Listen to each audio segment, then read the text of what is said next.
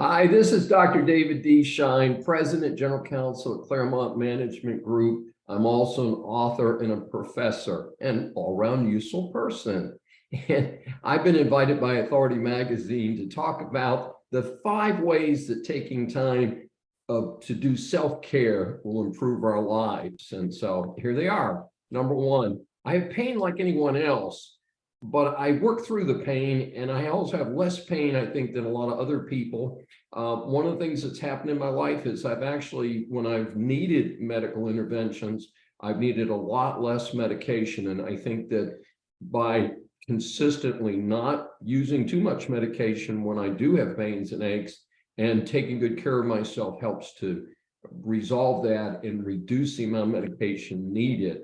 Number 2, major problem in America is being overweight, and I'm not pointing fingers, but it's a tough deal. And 1/3 of our population in the United States may soon be diagnosed or have already been diagnosed with type 2 diabetes, a direct result of being overweight. There are a number of other conditions that are related, of course, to being overweight. So maintaining my weight has been a lifetime focus of mine.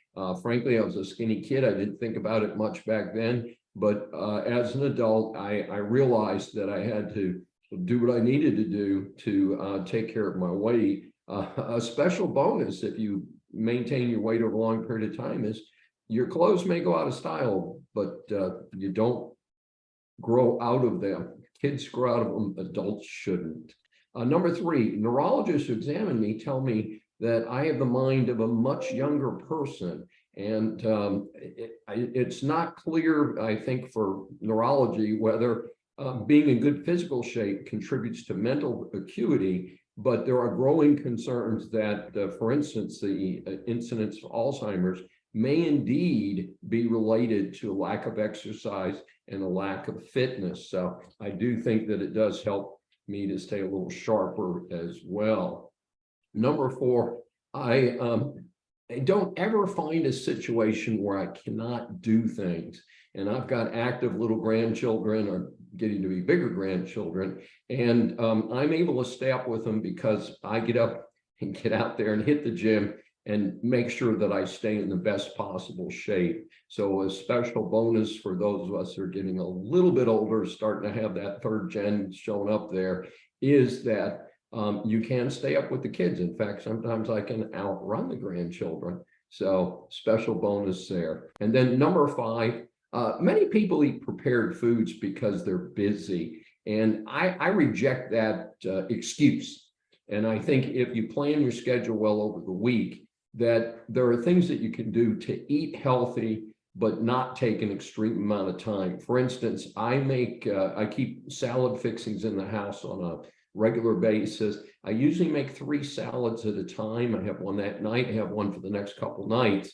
And so fresh salads, very important. I have fresh salad every day. I also try and eat fruit, and that helps me after a meal. I grew up eating dessert. So eating fruit, I find, helps me reduce the amount of dessert. By the way, folks, I still have 1 dessert a day. I don't penalize myself, but I do try and reduce my overall sugar intake, which is becoming more and more recommended by dietitians and doctors.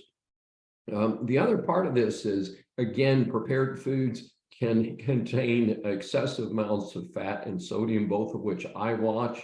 And so one of the tips that I do provide to my friends is, go through your kitchen, make sure your kitchen has good seasonings and good, when you use canned goods, buy canned goods that have no salt added. There's a reasonable number of options out there. You can also use salt substitutes if you're sensitive to sodium, as I am.